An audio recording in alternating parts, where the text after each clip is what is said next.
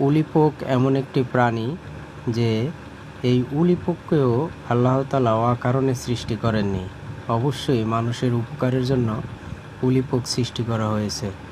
সেই উলিপোক যদি আপনি যথাসময়ে বুঝতে পেরে নিরসন করতে না পারেন, তাহলে আপনার হাজার হাজার বা কোটি কোটি টাকার সম্পদও নষ্ট করে দিতে পারে।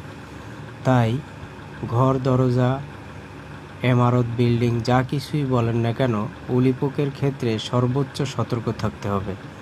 যদি আপনি কোনো প্রকার একটু অসতর্কতাবশত ময়লা আবর্জনা করে রাখেন ঘরের ভিতরে বা বাইরে, তখন আপনার কাঠজাতীয় যে ঘর আছে সেই কাঠজাতীয় সকল ফার্নিচার নষ্ট করে দিতে পারে এই উলিপোক।